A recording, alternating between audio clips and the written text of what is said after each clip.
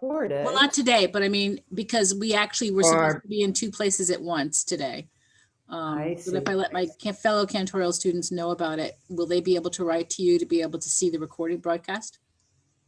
Hi, Cousin Sue. Hi. Hi, Cousin Janet. 2 or 3 would be fair use.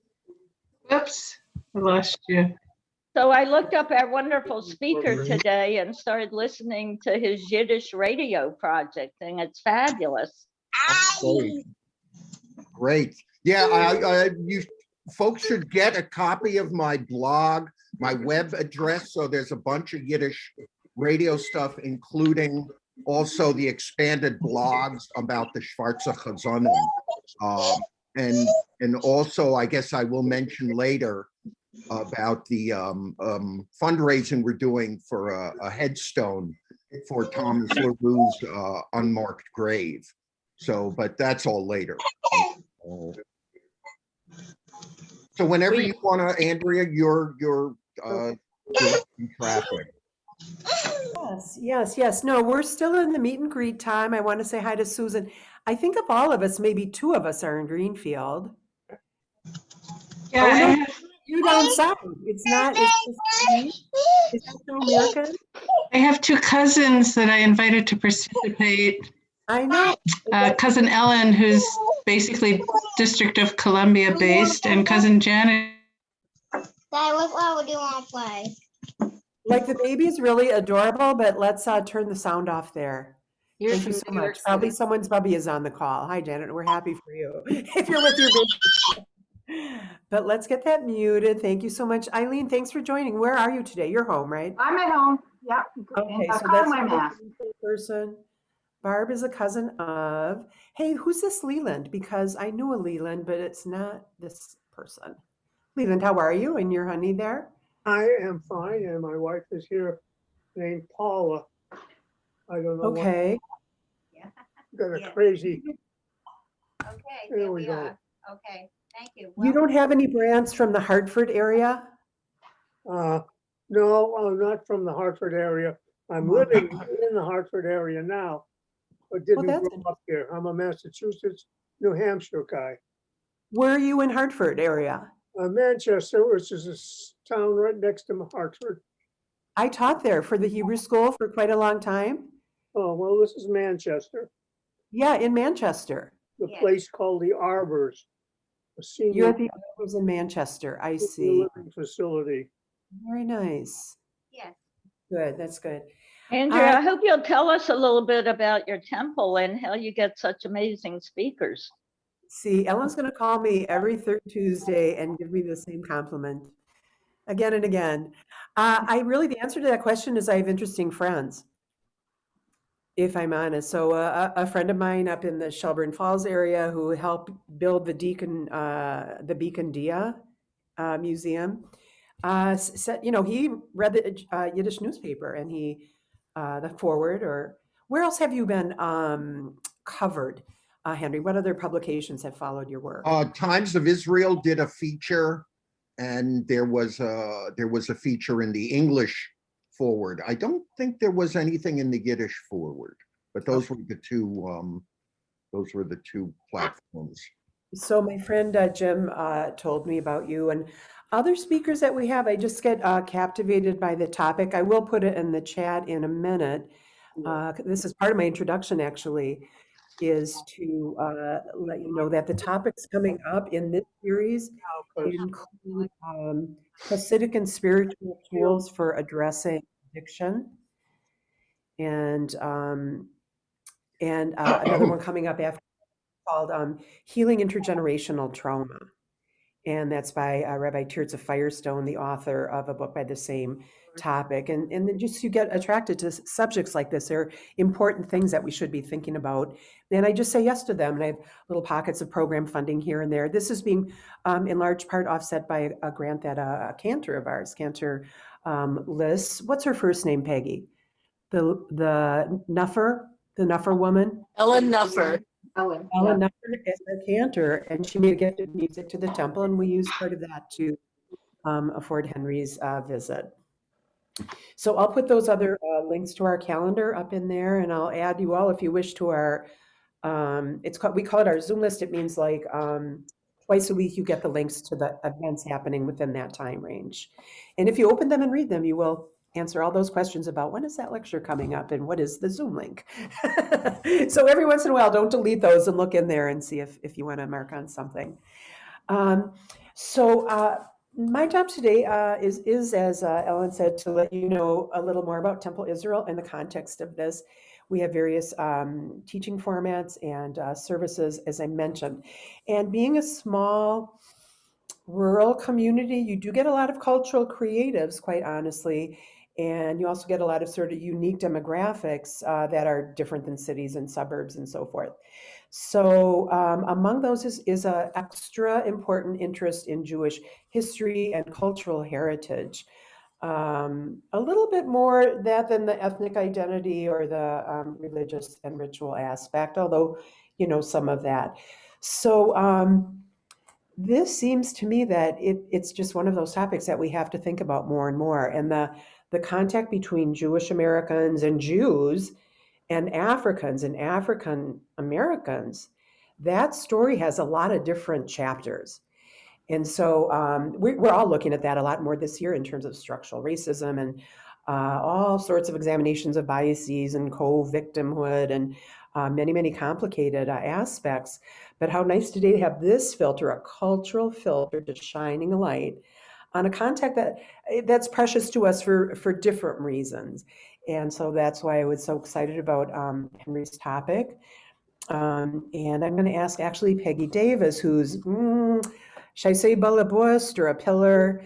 Peggy is a bullabust of the community. She's one of our great, a bullabust is sort of like the woman that holds a tent peg down that says, come on over for Shabbos, she's that kind of person. And generous with her time and skill to the community and a skilled artist.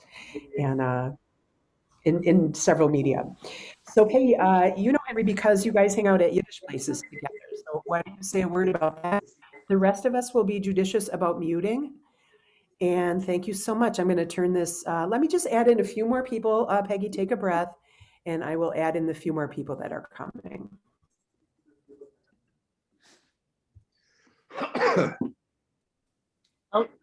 I will just apologize ahead in case either our smoke alarm starts beeping, which it's been doing randomly, or if I lose the connection altogether. But hopefully we'll at least get through my introduction. Peggy, go ahead. Thank you. Oh, there There it goes. saying hello. So I'd love to introduce you to Henry. It's such a pleasure. He's a native Yiddish speaker, a child of Holocaust survivors, and he played a very important role, and still does, in the resurgent interest in Yiddish music and culture. My family knows him from Kles Camp, where Yossel and I met, and it was a Yiddish language, music, and culture week-long event that was held for 30 years in the Catskills. And there are some other similar events that spun off from that exist still today. We also got to know his parents, which was a real treat, who shared their music and their life stories with all of us. Henry has performed with both elder and younger klezmorim during the past 50 years, which makes him a real bridge between parts of this world of Yiddish culture. And he's produced programs on Yiddish radio and on the influence of blackface minstrel music on country, jazz, and blues. And today we'll learn about his work with Smithsonian Folkways on a recording and book featuring the Schwarze Klezmorim, the Black Cantors. And I will also add that Henry has a great sense of humor and is a mensch. Thank you, Peggy. Really a thrill to be here. I'm really happy to be part of the community. So without any further ado, let me just set up here and let's we will start on this amazing topic that I'm thrilled to share with you. While the history of Black Jewish cultural interaction always focuses on how Jews adopted and adapted Black music, ragtime, jazz, swing, R&B, and blues, as performers, promoters, managers, record labels. What has never before been explored were the Blacks who performed Yiddish and cantorial music in the Jewish community, in theaters and on record and on radio between two world wars. The first few decades of the 20th century saw a rise of African-American synagogues, simultaneously drawing inspiration from Jewish tradition and a Black worldview. What accounts for this rise is manyfold. Jim Crow laws, which supplanted Reconstruction in the South, drove a northern migration, a demographic shift, which in the case of New York, brought African Americans to the already established Jewish communities of Harlem on the left, and to a lesser degree to Newark on the right. These two locations became sort of central to both the rise of vernacular Jewish and Black music, and also the rise of Black Hebrew congregations. The Harlem community by World War I boasted the second largest Jewish community in the country. Blacks and Jews were now encountering each other as neighbors, employers, workers, inspirations, customers, rivals, and combatants. Simultaneously, Black nationalism aspirations grew, and the Marcus Garvey Back to Africa movement, which drew inspiration from the nascent Zionist movement, itself a kind of Back to Africa movement. It's impossible to look at the subsequent Harlem Renaissance in the 1920s without assuming that a certain amount of the cultural social interaction between Jews and African Americans gave certain texture to the Harlem Renaissance, which it might not have had otherwise. Unaffiliated and accepted by Jewish religious establishment, Black Hebrew congregations were for the most part small and poor, meeting in storefront or a house, which similarly sized Orthodox congregations would call a shtibel, little house. They constructed a kind of a crazy quilt of traditional Jewish practices, life cycle events, modesty of dress, kashrus, separate seatings, plus rituals which reflect the unique African-American worldview. Services were for the most part in Hebrew and English, with some congregations conversant fluent in Yiddish. Vestigial remnants of these Jewish-inspired congregations still exist today in everything from Chicago's prestigious Beth Shalom B'nai Zaken Ethiopian Hebrew congregation, which under the leadership of Rabbi Capers Funya, cousin of Michelle Obama, really fulfills the traditions that started in the early part of the 20th century. Excuse me, Henry? Henry, I'm going to jump in for a second. Yeah. Yes, what? It's a little disconcerting to have just your name there. I wonder if you could leave your own screen on until you go over to the video portion, and we'll I'm just. sorry, I am on the video. I'm sorry. Are you not seeing my screens? Correct. You did not share screen with. Oh, us. I'm sorry. I'm so sorry. No. This Okay, is. why don't you walk us quickly through anything that we've missed? And Oh, then from you, sure. Henry, I'm going to ask that you slow it down a little bit because it's very rich. This Oh, yeah, it is. Well, I only have an Really hour and there's a lot. Hold on a second. It's better, I'm- okay. Where? So it's better to process it a little with a little breath in there. Oh, sure. Hold on Yeah, a give us second. your share screen there. Start. Why is, I thought I hit the share. Oh, I see what happened. Okay. Can you see it now? Yes, we Oh, can. okay. Geez, I'm sorry.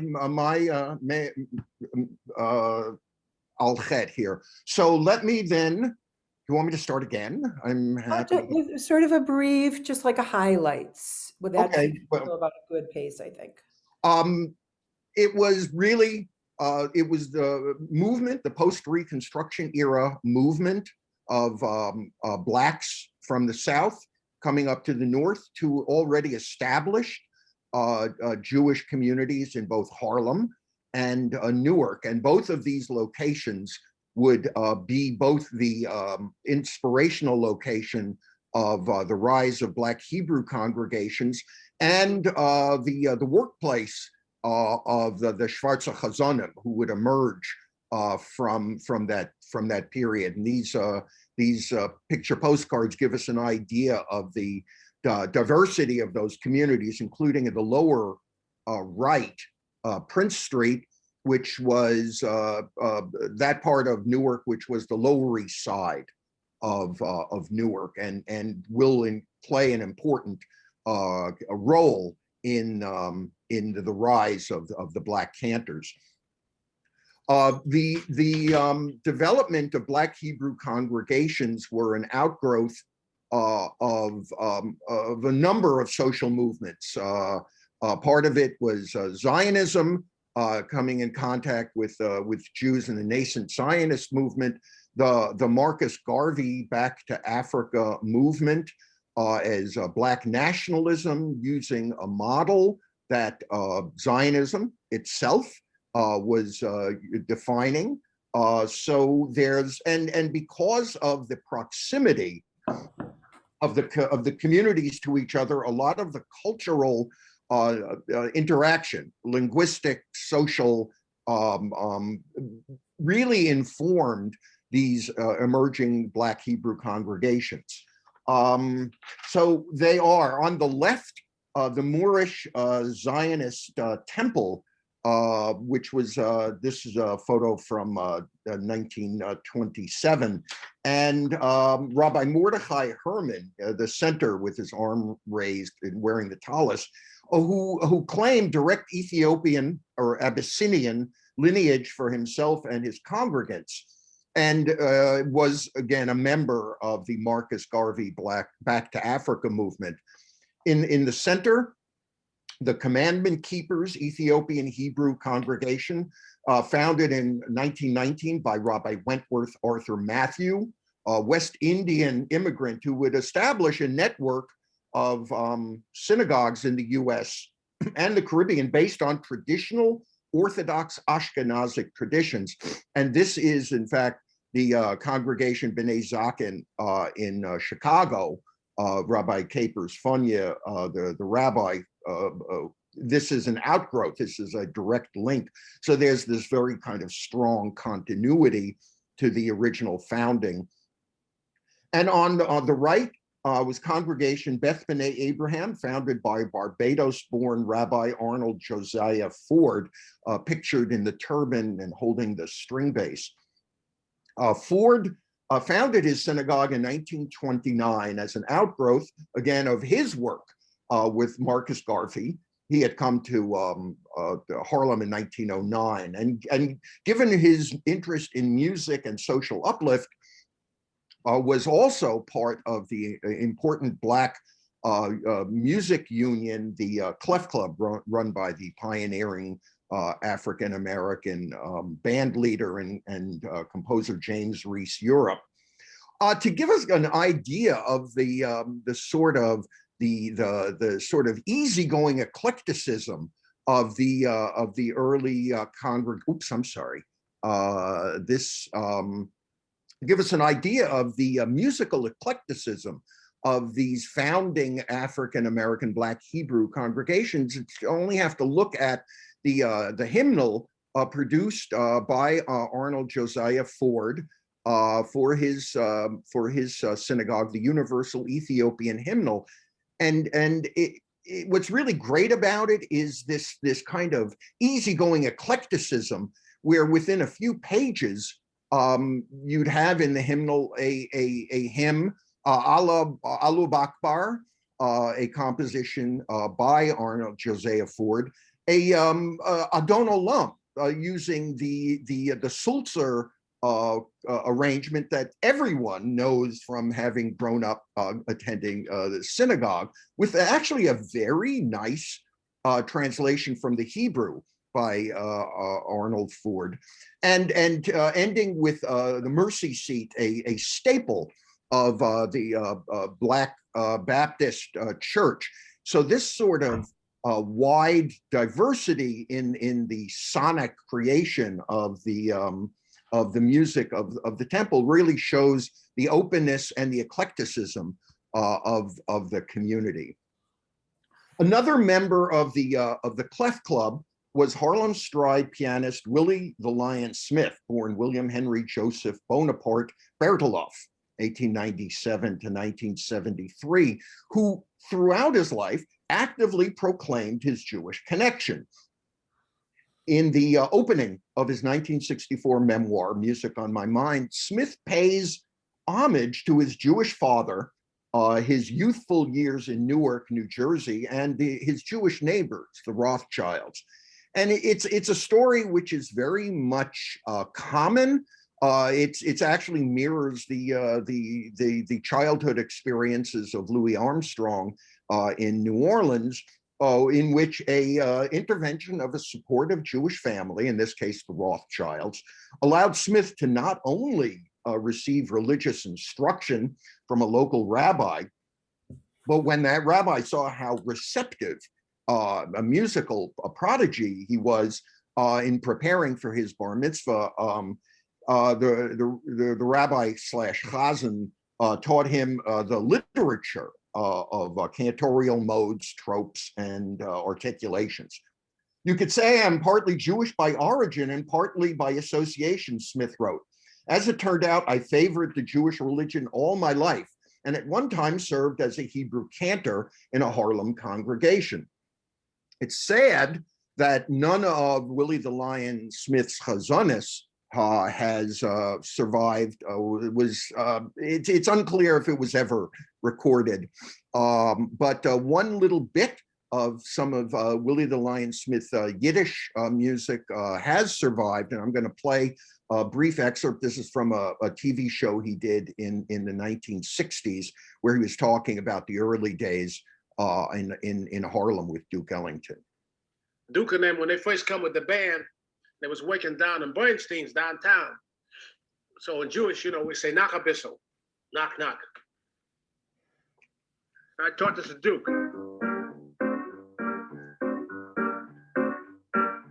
Knock a bissel, knock, knock, knock. You have a bissel, knock, knock, knock. Give a bissel, always beer, give a stickle, always beer. Knock a bissel, knock, knock, knock. You have a bissel, knock, knock, knock. Always give a bissel, knock, knock, knock. You have the leaders, the gainer, come the shainer, knock a moisture, knock a bissel, knock, knock, knock. Give a stickle. See his business card, where he uses in Yiddish, refers to himself as the Yiddish chazan. So this is something, and you can tell from his pronunciation that he had a working knowledge of Yiddish, conversational knowledge.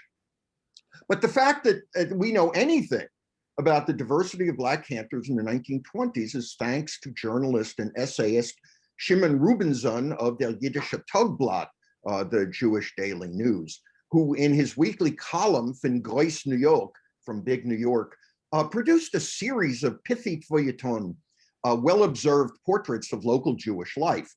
And one subject about which Mendelssohn was particularly inspirational was the intersection between Black and Jewish life in New York, most notably in the phenomenon of Schwarze Chazonim. In the pages of his periodic column, we meet on June 28, 1920, Mendel der Schwarze Chazan, that's upper left. Rubinson tells of arriving in his office to a young Black man waiting to speak to him, who introduced himself as Mendel, a press agent for Kessler's Theater, a popular Yiddish stage on the Lower East Side. And he was looking for a plug in Rubinson's column for their new show, which featured Mendel's specialty, which was Yiddish songs and chazonis. Asked for a demonstration, Mendel launched into the industrial strength Yiddish showstopper, a chazandal of Shabbos, a cantor on the Sabbath. a demanding pyrotechnical mix of ornate cantorial melismas and snappy barn-burning theatricality. He sings with a real Yiddish turn, Rubinson marveled, with a real Yiddish moan and sigh. The old-time Jewish trope is there and really Jewish. Make no mistake, he assures his readers. Until now, we've only had a Jewish black, Al Jolson, a cantor's son who makes believe he is black. But here is a black man who is a cantor and who calls himself Mendel der Schwarze Chasen. Rubinson comments on Mendel's reiner Yiddish, his literate, clean Yiddish, about his birth in the Barbados, his coming to America around 1910, and his eventual migration into the Yiddish theater, concluding, here is Mendel, der Schwarze Chasen, a non-Jew, a black who offers up no name other than Mendel, but who is a real cantor here in big New York.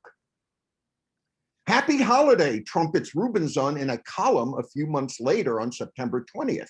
We have another Schwarze Chasen in New York called David Kaliskrita HaKoyen der Falash on the right.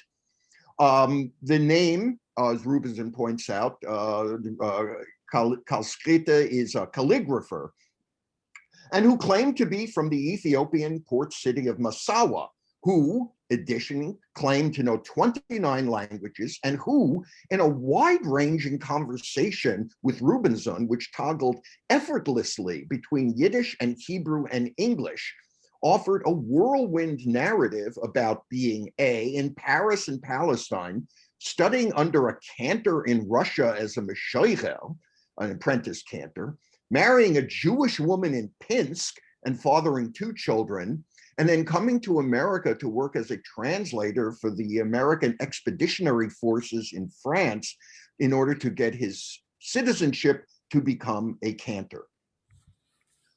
He's a phenomenon in the general press because of his multilingual claims, which he took to vaudeville not long after this. We last hear about Rabbi David de Kaliskrita in 1943 as the dean of the Pittsburgh Afro-American Language School of the Universal Ancient Ethiopian Spiritual Church of Christ, whose congregation he would lead in Hebrew prayer. Rubinson's column on Schwarze Chazonim also included his meeting with Cantor Abraham Ben Benjamin Franklin, lower left. Franklin, who was from Canada and who toured New England in the early 1920s, delivering homilies and really soul-inspiring talks. For example, the lecture series he was on when Rubinson interviewed him was called Comfort for the Jews. And when asked for his evidence of his Jewish literacy, proved it to Rubinson by writing out the first page of his lecture, Comfort for the Jews, entirely in Rashi script. And this is the typeface which is used primarily for commentary on the Chumash and Talmud, but instead here he is using it as a just an offhand writing ability. Cantor Rabbi Ben Benjamin Franklin continued to tour his circuit writing inspirational talks into the 1930s. And the lower right, again, Rabbi Wentworth Arthur Matthew, who started the synagogue, which is in fact continuing to this day.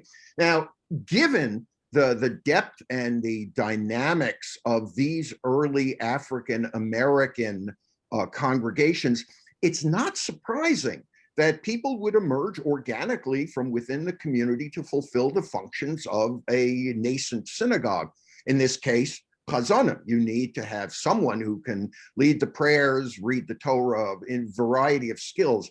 So the idea that Schwarze Chazonim would have emerged from the Black Hebrew congregation is not surprising.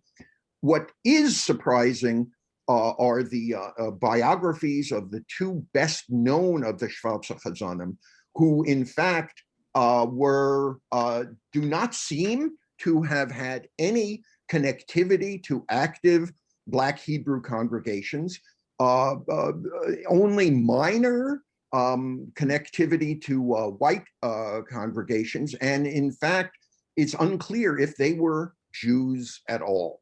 And so we're going to start by talking about the greatest, best known of the Schwarze Chazanim, Thomas LaRue Jones, 1894 to 1954. And what's amazing about the research and the historiography of these Schwarze Chazanim is the wealth of material which exists in the period press. For example, LaRue Jones, I've to date identified over 300 period newspaper articles, the majority, well over half, from the Yiddish press, and in the English language press, the majority being general newspapers and entertainment newspapers like Variety, with a surprisingly robust minority of references and articles from the African American press. And so this is where the picture of one of the pictures of Thomas LaRue Jones emerges. So for example, on the left is a feature on Thomas LaRue Jones, unfortunately mangling his name as Thomas Jones LaRue, in the African American, the New York City African American paper, the New York Age. And it's in these profiles, of which a dozen or two exist, that we get this anecdotal narrative about the life of Jones. So he starts in the article in the New York Age. He credits his mother, who said that she was finding racism in Newark very strong, and she was the inspiration for both he and his sister to learn how to daven out of a siddur and out of a machzor. And there is also the idea that literally and figuratively, LaRue engaged in a mamaloshen, a mother tongue that was inspired. And this is a very powerful image, much the same way that the profile of him in 1925 from New York paper, the Morgen Journal, gives this really compelling creation myth of something that you would actually expect to see in something like the 1933 film 42nd Street, where the star breaks her ankle and then someone from the chorus comes out is the star. Here he is quoted, LaRue Jones is quoted as saying that he would attend the shul in order to learn from the chazan, and then one day the chazan could not sing. And this, as it says at the end of his quote, that Sabbath decided his future. So these are both very powerful, organic stories about real cheek to jowl connectivity between African Americans and Jews. Interestingly, however, is the parallel research, the genealogical record about LaRue Jones, and the fact that it deviates so much from this linear narrative makes the story even more amazing. LaRue Jones' family, he was born in 1894 in Nansemond County, Virginia, and one of 4 children, so who then migrated to Newark, and in a situation that was not uncommon. These communities lived close by each other, as this period demographic map shows. The materials of both genealogical research, atlases of Newark at the time, and other documents really paint a picture of how the Jones family in its years in Newark lived adjacent to and deep within the Jewish communities of Newark. Sadly, one of the things that the demographic study shows was that LaRue Jones's mother, who he credits as being an inspiration to his Judaism, actually died when he was 4 years old. So the story about her being this proactive presence is more for its dynamism and its sense of cultural ownership than of reality. In fact, the Jones family was quite eclectic. On the left is a picture of his brother, Demosthenes Demos Jones, who was a popular black vaudeville dancer and singer on the TOBA black vaudeville circuit from 1916 to 1925 when he died. And on the right is his brother, H.S. Herbert Socrates Jones, who was a Tin Pan Alley composer, writing a number of songs, again, for use in the Black cultural world. So in a lot of ways, the Jones family was really had an understanding of the variety of platforms of mass and popular entertainment that were being initiated at the time throughout New York, and it took actually advantage of both ends. LaRue Jones starts appearing as a performer in the Yiddish world. The earliest reference to him is 1916, where he was presented in a series of salons by the Yiddish socialist newspaper, The Forward, billed as Thomas LaRue Jones, der Intelligente Neger, the intelligent black man. He performed in these salons throughout New York City, and then spent the next few years on the provincial Yiddish theater circuit throughout New England, Northern New York, the Midwest. This was actually the fact that he did spend these years providing Yiddish entertainment in the provinces was actually a requirement of the New York Hebrew Actors Union, which was very stingy about allowing new members to become part of the union, forcing them to perform in the provinces. And in here is the ad on the right shows that by 1920, LaRue Jones was no longer billing himself as der Intelligente Neger.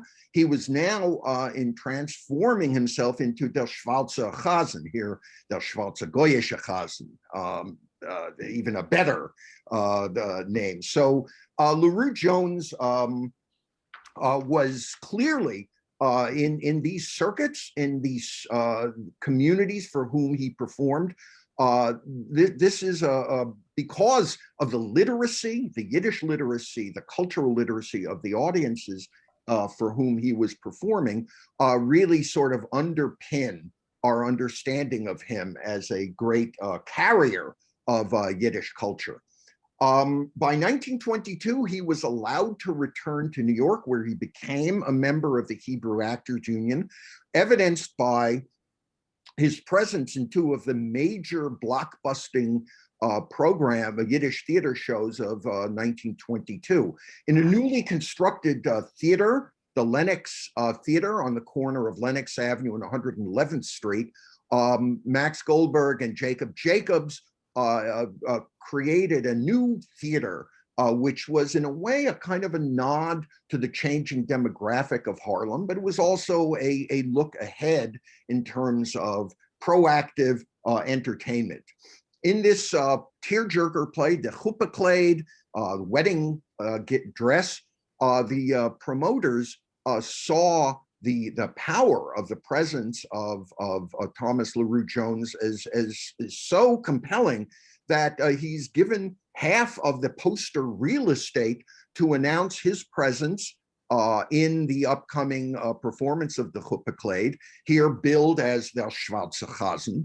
And in fact, the picture, which I have enlarged from the poster, really kind of shows the bragging rights. It says mit der großen Newark Chor, with a big choir from Newark, and this really did mean something because of the activism of the Newark Yiddish and Black community.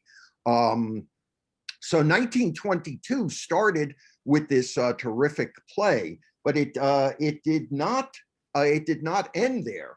The success of Der Huppenkleid led to another stage adaptation, this of the very popular Yiddish forward column and commercial 78 series by humorist B. Kovner, about a no-nonsense, gives as good as she gets Jewish woman, Yenta Telebenda, which perhaps not surprisingly is the topic of another of my presentations, but I digress.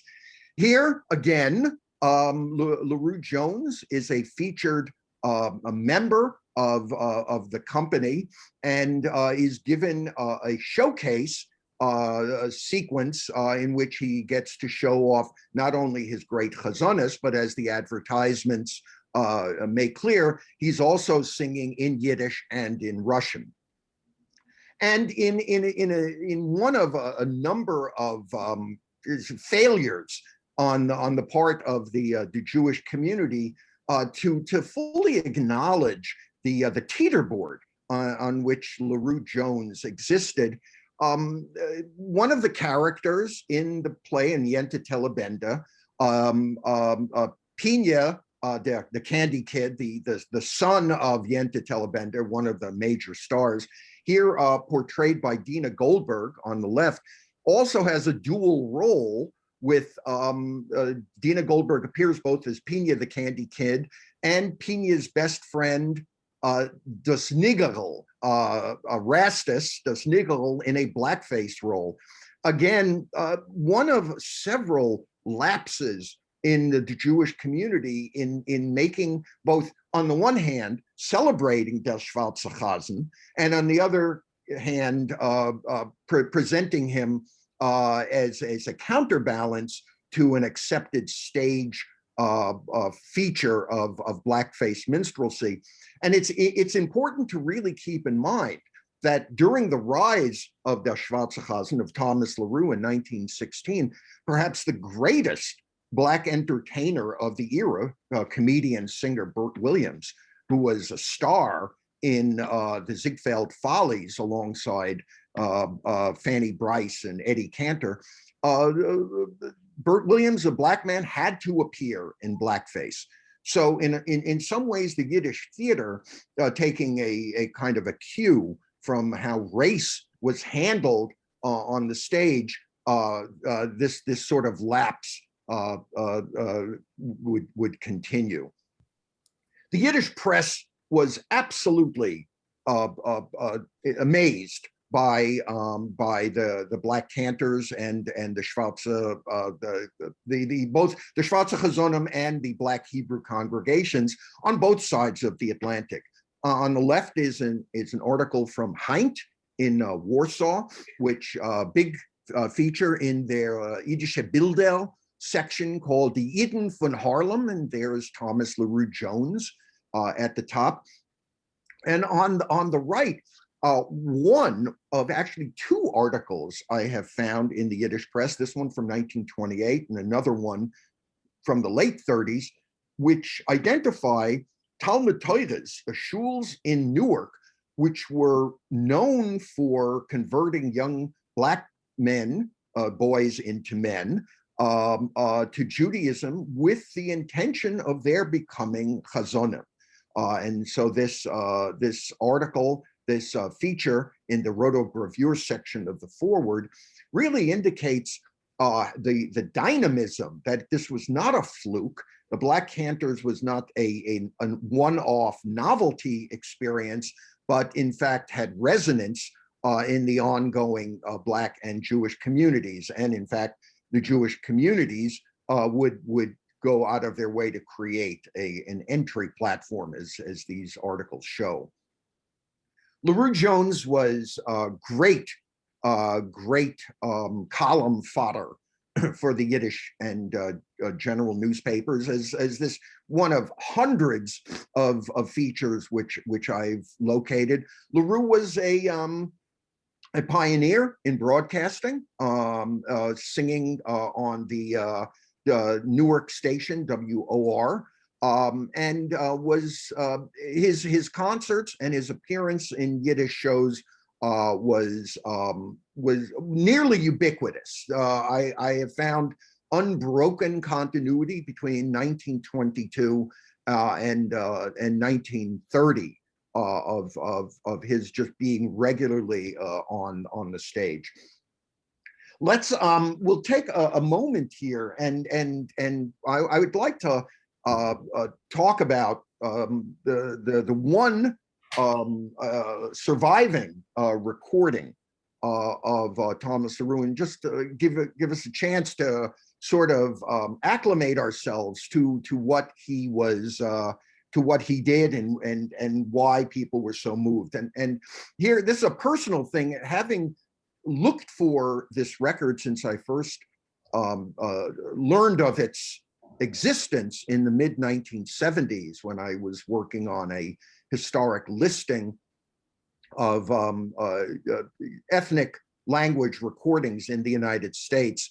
My fear throughout in the rarity of the recording, it took over 40 years before I would find it, but I was able to put to rest any fears I had that this was a burlesque or a novelty, or pardon, the expression that Thomas LaRue Jones was some sort of Uncle Tomaszewski, that it would be a joke.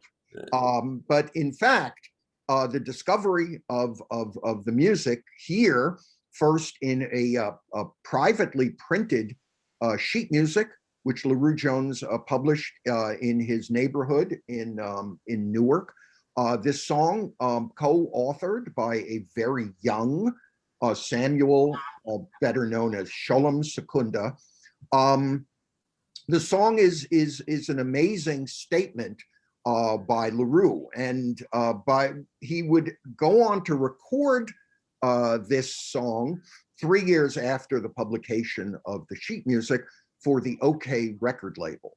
And just a brief aside about OK, if there are any fans of early jazz or early blues, then the name OK would be central to that. An independent record label.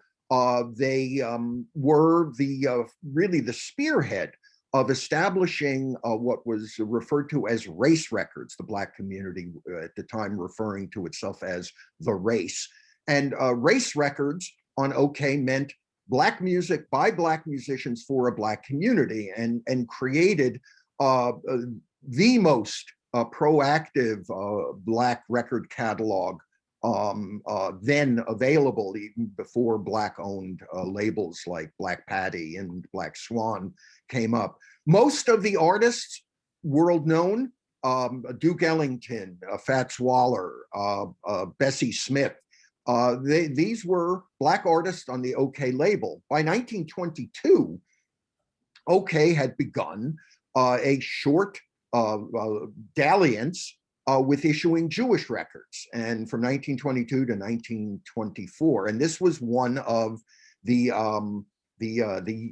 Jewish records that they issued of Thomas LaRue, not Thomas LaRue Jones. But it's interesting. The label, even though the Statue of Liberty label appeared on other ethnic OK issues, it was predominant in the Jewish section. And here, kind of interesting, we look at the cartography of this, that the Yiddish title Idelif Aliyam Nit Dein Hoffnung is not translated, but it is Romanized. But his name, Thomas LaRue, is translated. But again, what is not translated is his billing as Der Schwarze Chasen. That remains in Yiddish. So we're going to, let's take a listen we'll take a listen to this 1923 side, and we'll then talk about it a little bit afterwards.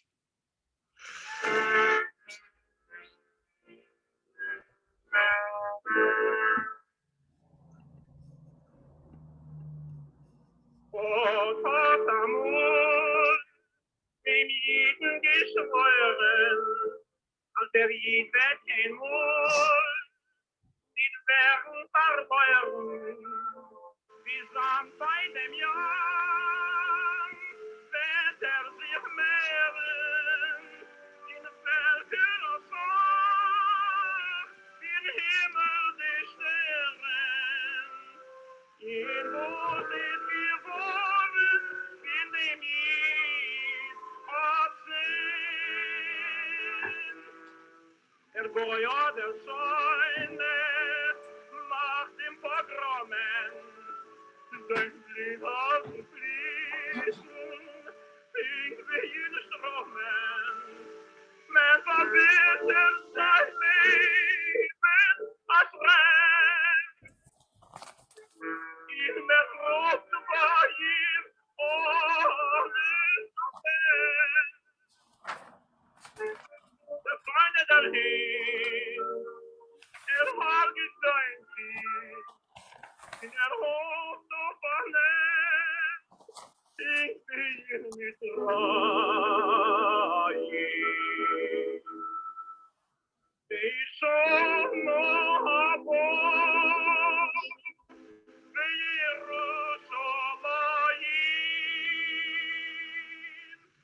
verlier nur nicht dein Hoffnung, Redit. Es wird am Muldir, euer Frauenkind. Tara, Oma, Ina, Mulek, was gelernt mit dem Mulek. War dir schrecken, dass sie kein Muldir. Herunter ist dann Nikolai, bin Feuerland, bis sie euer sein frei. Verlier nur nicht dein Hoffnung, Redit. Verlier nur nicht dein Hoffnung, Redit. Es wird am Muldir, euer Frauenkind. Tara, Oma, Ina, Mulek, was gelernt mit dem Mulek. Seid ihr schrecken, dass ich kein Mulnik. Hier in Bethlehem, die Beethoven, in dem Land in Morgendobe. Verlier nur nicht dein Hoffnung, Redit.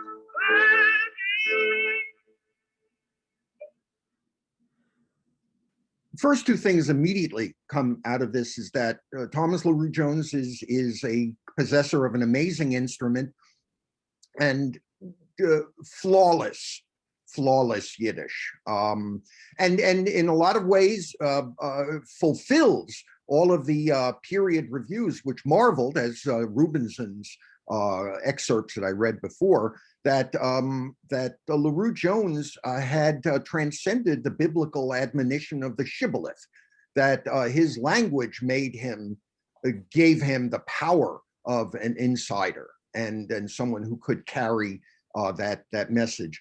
And what's interesting is that LaRue Jones did not use that great literacy of Yiddish to do a clever Yiddish theater patter song or maybe a lugubrious love song. Instead, he chose the most unapologetic listing of historic torment of Jews.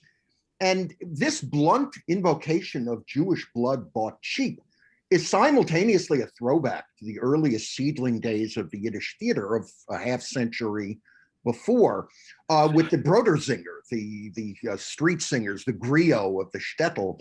But it's also, amazingly, it's a look ahead to another moment, a Yiddish corollary to another Jewish composition, railing against racist violence with a powerful African-American association.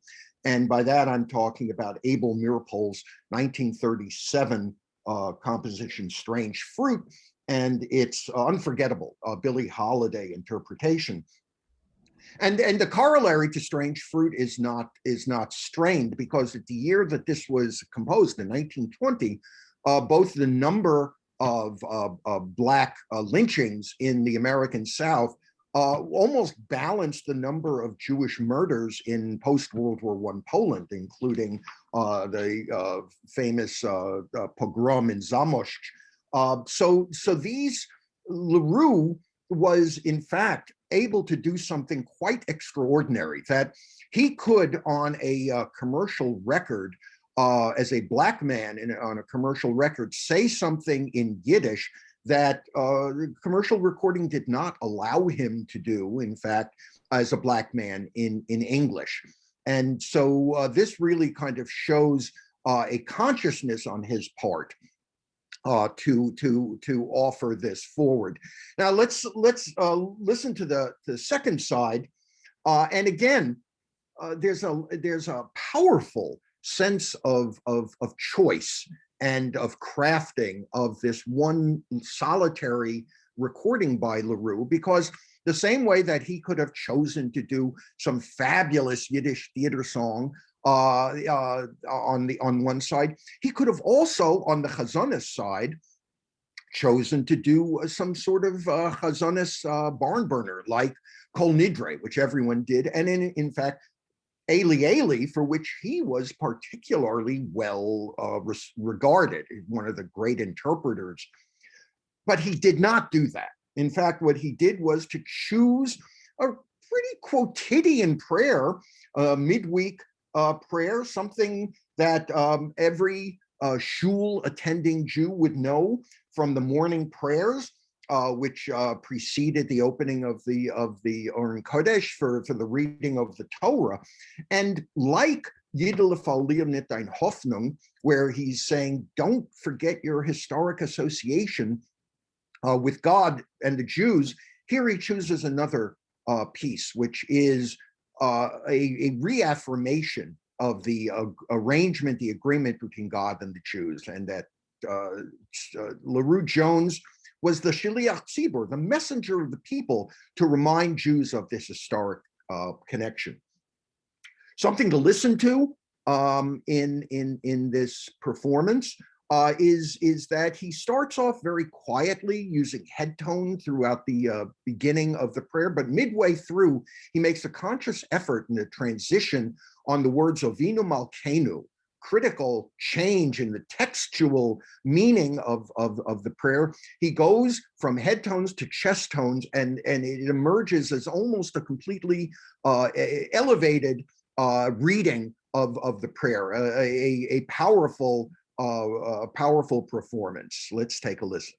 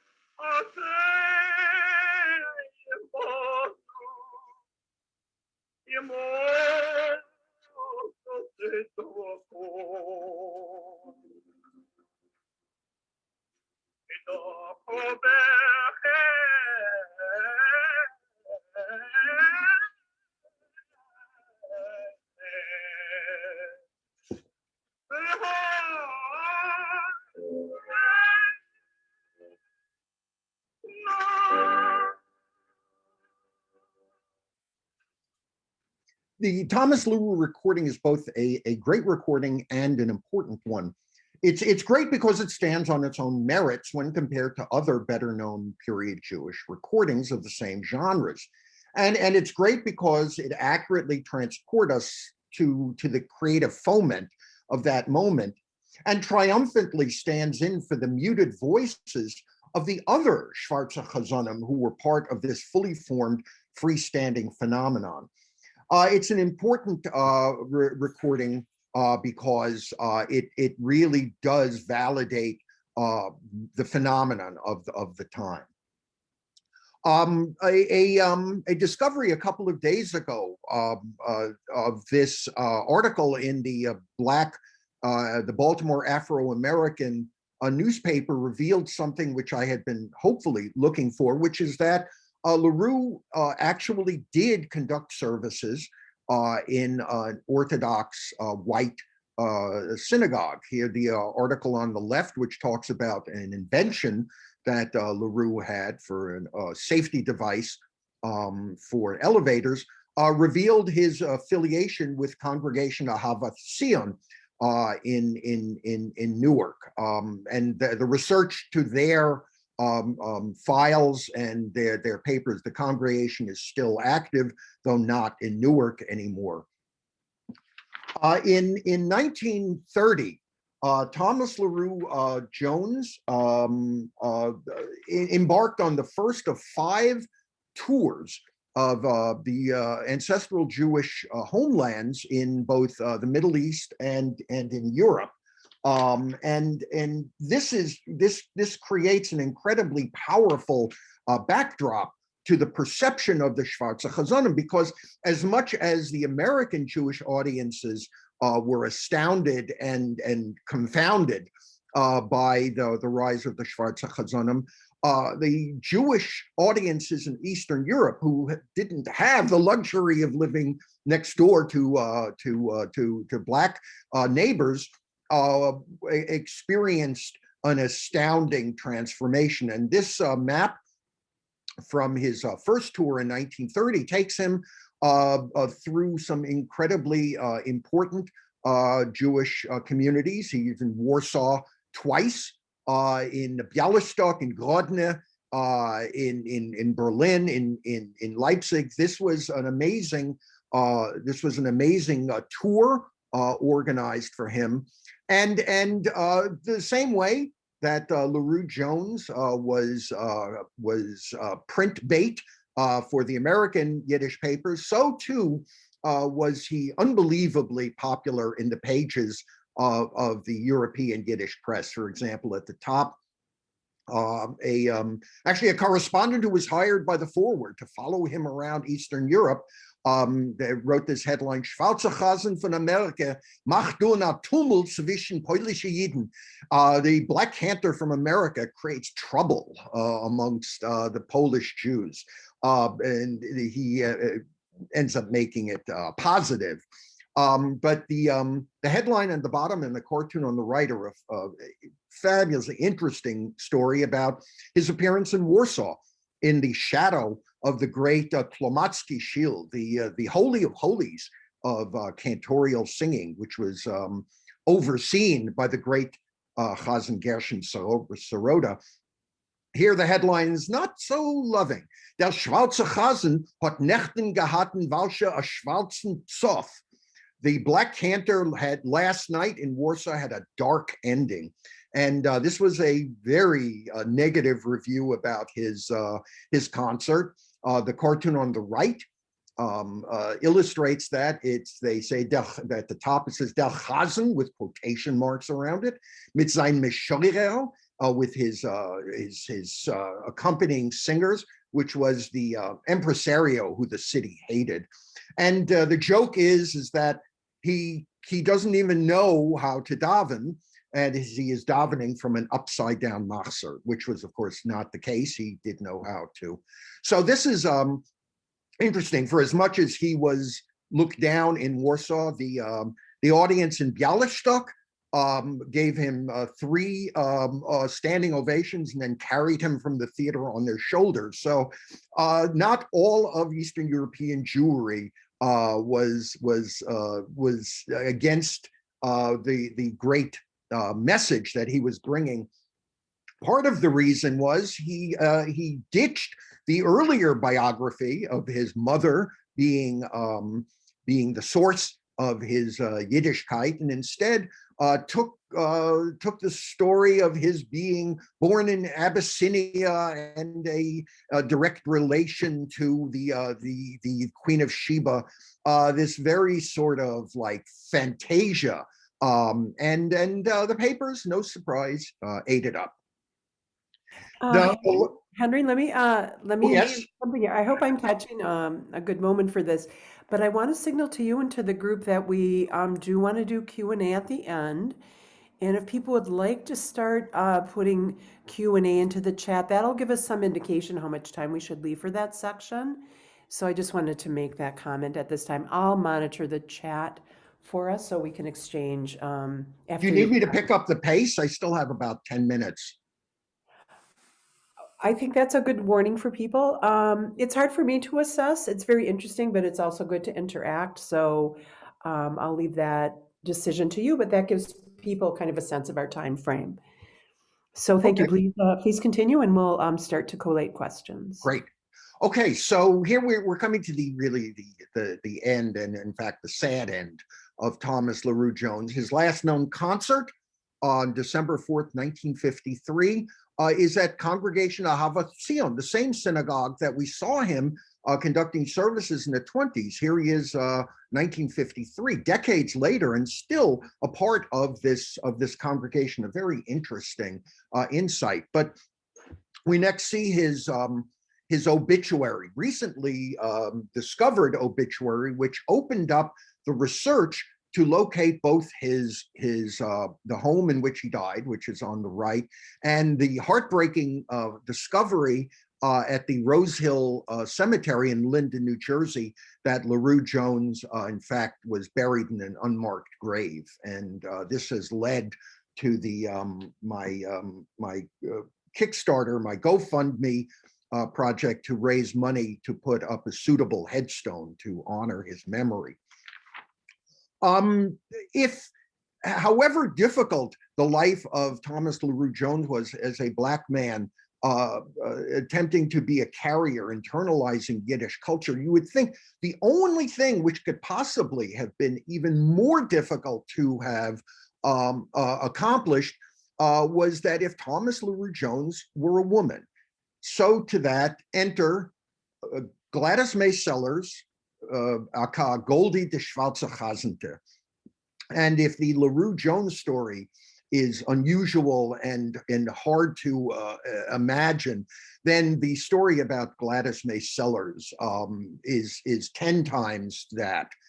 We first hear of her born in Milwaukee in 1894, and she is from early on seen as a part of an emerging Black middle class, the so-called strivers, part of the Black middle class in Milwaukee, a member of the art music outlet for the uplift of Blacks, here billed as Miss Gladys Sellers. There's a lovely picture I just found last week of her singing in the Baptist church. But it's the clipping on the right that really tells us about her emergence here as a Wisconsin's only dramatic soprano, billing herself as the bronze Melba, Nellie Melba being one of the great stars of operatic singing. And she's already inventing herself as a character. And of course, noting that she was a student of Azalea Hackley, who was the grande dame of the emergence of art music and social uplift among Black women at the end of the 19th and early 20th century, really shows her commitment to the community and to the cultural uplift of the Black community in Milwaukee that she was born and raised. In 1920, we see her starting to be part of the nascent jazz world. Here she's playing with John Wycliffe's band, one of the pioneering pre-World War I jazz orchestras, and performed with them until 1922. So this whole thing of her inventing herself, the bronze Melba, and then the great art singer, and then a chanteuse in a jazz band. Of course, when we see her next, it makes perfect sense, because in 1924, she emerges fully formed as Goldie de Schwarze Chazente, replete with a magnificently elaborate creation myth, noticed on the left. She is now Goldie de Schwarze Chazente, and born in Abyssinia, sent to study singing in Milan by an Ethiopian tribal chief. She sings 6 languages. It's a fabulous story, and she goes into it full tilt. Within 2 years, what is so amazing of this transformation, that it was 2 years from being a jazz chanteuse to her being able to fully internalize, as these concerts throughout these years show, an internalization of both Yiddish repertoire and a cantorial repertoire for an immigrant Jewish community in the provinces. And so much so that she commissioned a play, an autobiographical play called The Daughter of a Lost Tribe, which she starred. So this is an incredible self-invention. As someone who passed, like LaRue Jones, the shibboleth of performing for immigrant Jewish population. But as we will see, incredible shifts in the narrative are her stock in trade.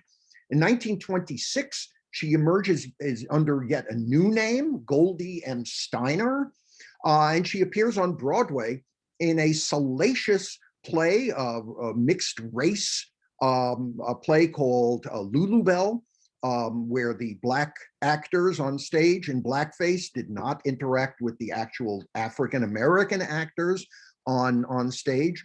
The play was so successful, so salacious, so controversial, that it ran for 18 months. And Goldie May Steiner, no longer Gladys May Sellers, was starring in it. With the conclusion of the play, she returned to the Yiddish circuit. And here's a couple of clippings of her on an incredible bill, Yiddish-English vaudeville, which includes Seymour Rechtzeit as a child, and a number of critically important Yiddish performers. Going down, we see Hirsch Gross and his famous Yiddish-English Jazz Orchestra, Hirsch Gross having been part of an incredibly important Yiddish group called the Boybricke Kapelle.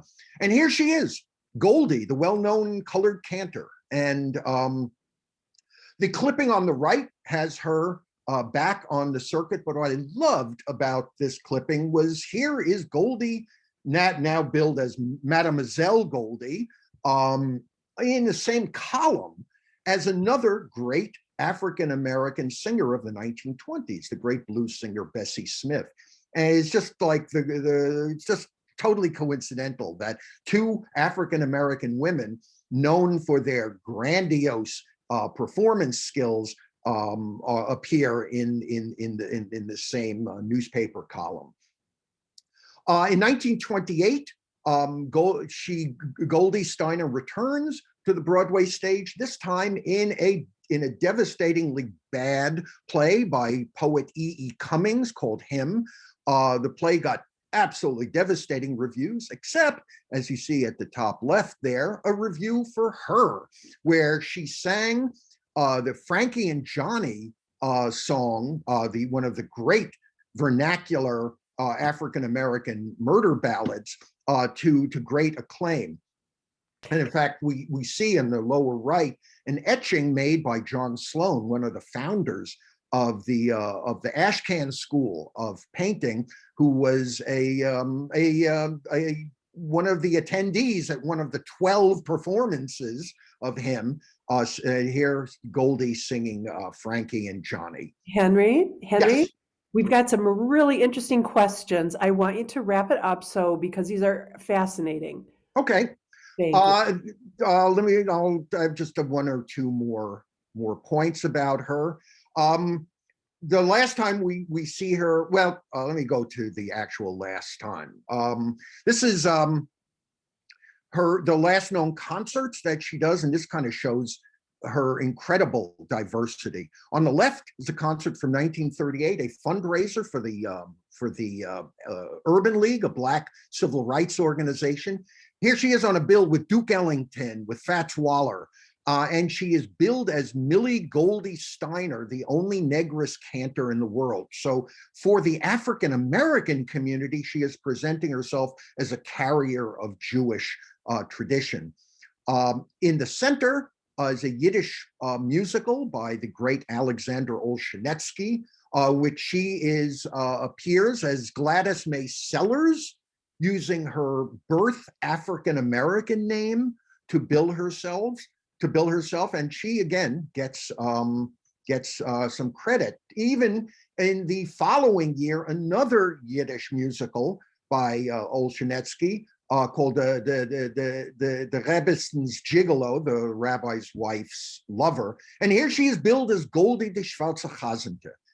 So this era ended after World War II with the change in interest in Yiddish in favor of Hebrew, with the decline of old-style chazanis in favor of congregational singing, and also in the change in the social political dynamic between African Americans and Jews.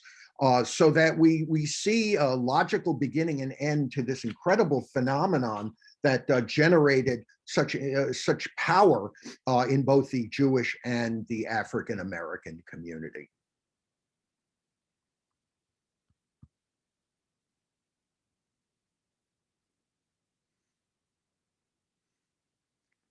Thank you.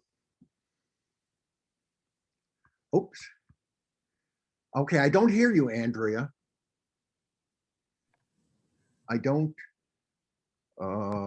Thank you. I've got it. Okay, good. Thank you. Why don't you take a look into the chat yourself, and you'll see some of the questions are a little shorter and a little bit longer. And I think we want to end by 11:30 or so. I Okay. did pop in our upcoming event, but let's kind of let's hit Dave. Is it David Chavan? Am I saying that right? And that seems like close enough. Thank Hi, you. David. Thank you. Great question. My suspicion is that because Secunda was composing at this time as a fledgling composer, my guess is that the setting is his, even though it doesn't turn up in his autobiography or in his memoirs in the foreword. There was no composer credit on the label, but it's my guess. But in the LaRue posters, it states clearly that he sings the compositions of Rosenblatt, Sirota, and Zadel Ravna, of all people. So it really kind of shows the deep literacy that he was drawing from. So that's my guess. It's at Secunda. The question about an accompanist, according to the newspaper columns, he traveled with an accompanist, a pianist. And so my guess is that he didn't pick up backup in the towns, but he traveled with the same people. And who would have organized a tour like that? Interestingly, on the sheet music, when I did the research on that 1920 sheet music, H. Levitan, the name that turned up, it turned up that H. Levitan was a promoter, and along with another promoter who he was involved with in the early 20s, they were the ones who organized the European tour. And in fact, Levitan, who did the tour, had a kind of a sweet tooth for Yiddish exotica. One of his other clients was a man called Peter Chan, der Yiddische Chinaman, and who also was popular on both the American and the Yiddish vaudeville circuit.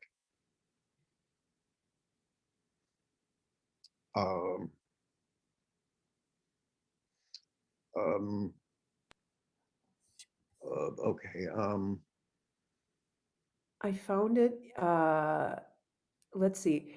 I think Rhonda's question is more of a thought question. Do you want to address that? Which one? What would have happened if LaRue talked about his experiences in English and not just in Yiddish, where he spoke about lynchings? Is that right? I don't think.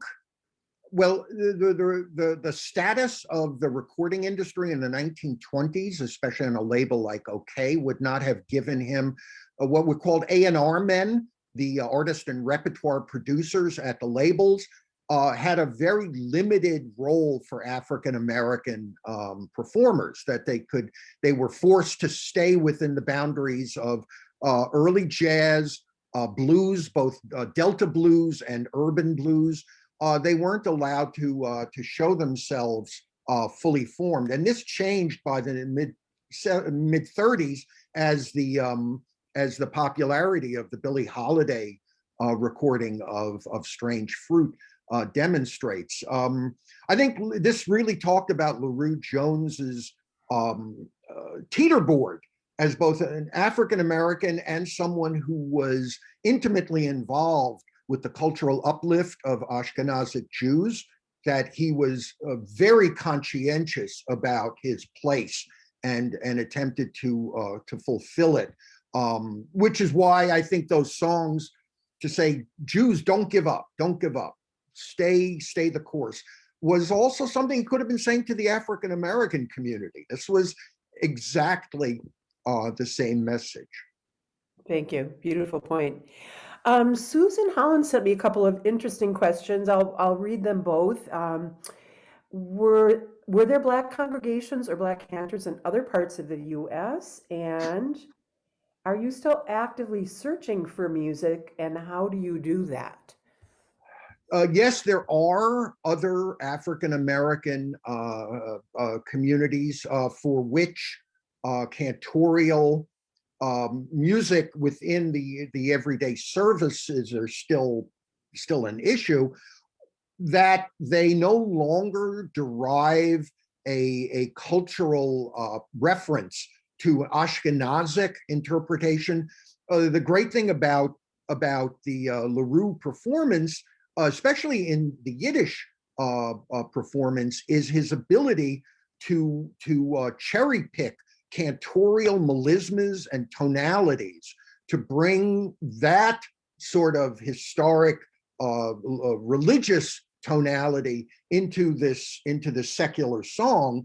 That level of cultural literacy is no longer a touchstone in the African American, the Black Hebrew congregations, which continue to exist, because the demographic dynamic between Blacks and Jews and the literacy of the Jewish communities no longer demand someone who could toggle between those communities. And the question about searching for more music, yes, I am searching for more music. The problem is that I don't believe there are any other period commercial recordings as having done Jewish discographic work for the last 40 years. This was the only Black interpretation of Jewish music. I mean, again, I'm not talking about Paul Robeson's magisterial interpretation of Zognet Kainmol, which was more of a statement of solidarity with victims of fascism. He internalized Zognet Kainmol as a standalone statement. It wasn't like Paul Robeson went into a deep consciousness to record lots of Yiddish stuff. So the one place left to look for this stuff is the fact that both Goldie, the Schwarze Chazante, and LaRue were also on radio. The problem is that radio shows were very, very, very rarely recorded in the 20s and 30s. So stuff from those shows, it's hope that it turns up, but I think we're lucky that the one recording that turned up is this astounding world-class performance that gives dignity to the whole tradition of the Schwarze Chazone. I'm going to take a prerogative here to ask kind of a two-part question. And also, you know what? I'll try to make it brief then. I hate to use the word curiosity or shtick, but some of the commercial aspects, as you described, the evolution of the different theater pieces and the overlap with entertainment and recording world, it's a genre, it's a niche for a person. And I think that I just want to raise that because I think to some extent that is part of the cultural context. It's kind of a curiosity in its rareness, you know what I mean? Which is why it calls our attention. But I was also sort of touched and interested in what you described in the earlier emergence, let's say around Newark, where the places where Black Americans and Jewish Americans were touching on each other were both places where like there wasn't as many white people, And so some of the natural arising of contact between those two people's identities and giving rise to sort of the Abyssinian narrative and the commandment keepers, the essence of Torah's commandments and so forth. And so certainly there was a very, very sincere root to that as well that was arising from the natural interactions of our communities. And I thought that was quite interesting. So, it's not really a question, but maybe it would relate a little bit to the sense of the sincerity or the curiosity factor of some of the promotion and fame and so forth. I think we're lucky in a way that variety entertainment allowed the presentation of these other aspects, insights into the communities, especially, and here's the thing about Goldie, which is even more astounding. The idea of a Black cantor, again, was not unusual because of the rise of the commandment keepers and the Zionist Moorish temple. But when Goldie invented herself, when Goldie literally, when she became Goldie the Schwarze Chazante by 1924, the idea of a Chazante, of a woman cantor, was kind of unknown. There was only one woman actively performing at that time as a Chazante. That was Madame Sophie Kurtzer, who had started on Yiddish vaudeville in 1920 and didn't make her first record till 1923. So Goldie was anticipating not only a Black person singing this material, but a woman singing. This is like my chutzpahmeter goes to like 11 because it's like such a massive thought to invent. And the whole thing is women cantors normalized the presence. It didn't become a thing. No one was made an official woman cantor till the 1970s, but they standardized the presence, the reality of a woman as a shaliach tzibur, even though they didn't have a synagogue in which to daven. So there was an incredibly important forward-thinking motion, while at the same time they were using variety, novelty as a platform it's the uplift of novelty. I saw two more hands. I hope we can get them in. I saw Peggy and I saw Sylvia. Hi, I'm gonna go ahead and I'm first off, I'm Afro-American. So it sort of gives me a slightly different perspective. And also my grandfather who lived in Harlem knew some of these people. And one of the things that is striking to me is that in order for any African-American to have been able to succeed was they had to prove that they were better than anybody else because of the perceptions, the racist perceptions of who and what Afro-Americans were and what they represented. And it was being lazy and ignorant. And so in order to overcome that, they had to be so much better than anybody else. So that's part of what I think may have made it so remarkable that when they presented to, I forget who, saying, you know, can you do this? Can we do this? Can we be part of this? Can you put our advertisement out there? They were questioned.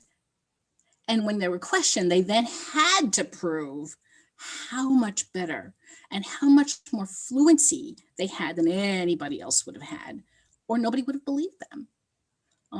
So I think it's important to remember this because this is also in the same period of time that you had the Ku Klux Klan marching down major avenues in New York City in white robes and hooded.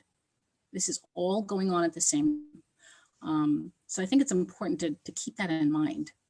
And I was just wondering what your thoughts might be about that.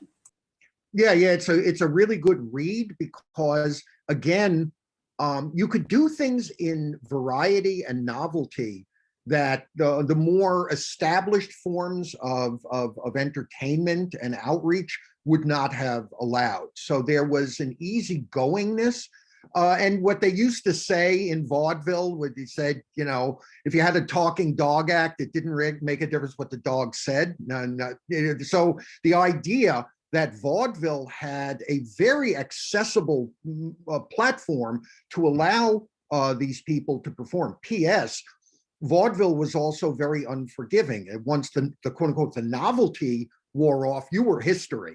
And LaRue Jones was able to sustain a presence in both the in-group in the Yiddish theater and in Jewish services, but also on the novelty on the vaudeville stage. He was on the Lowe's circuit until World War II. That's like 20 years as someone who transcended the changes in novelty and was able to establish himself. So yeah, they had to be better, but the Jewish community said, hey, you could speak Yiddish.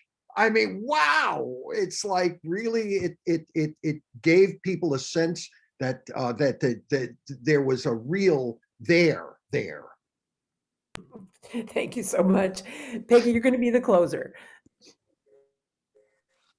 I'm trying to pull together a few thoughts. And one is about the Afro-American Jewish congregations and thinking about how slaves identified with the slaves of Egypt, the story of Exodus and the Jews, and that perhaps there was a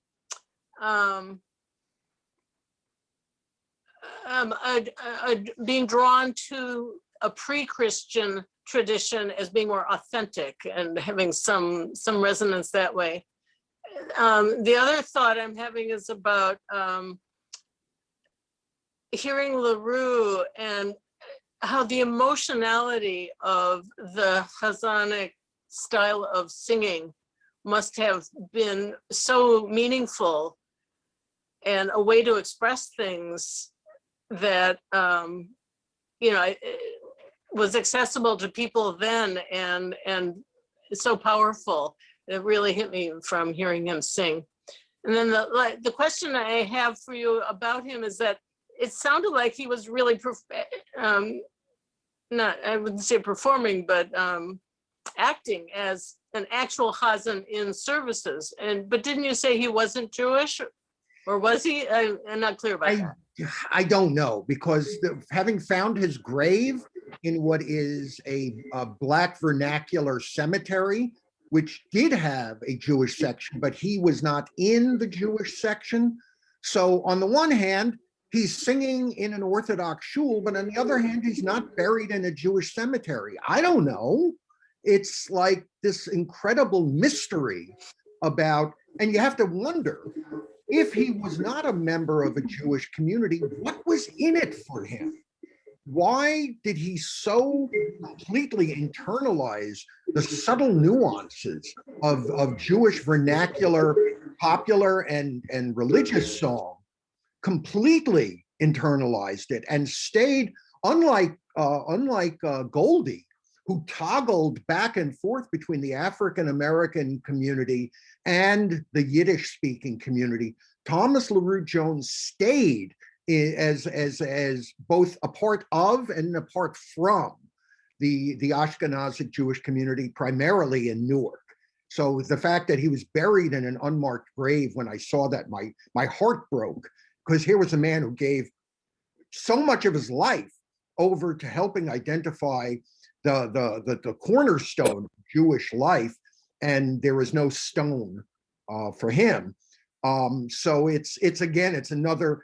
I think back when I was in my teens when they discovered that Scott Joplin didn't have a headstone. It's like, how is this even possible?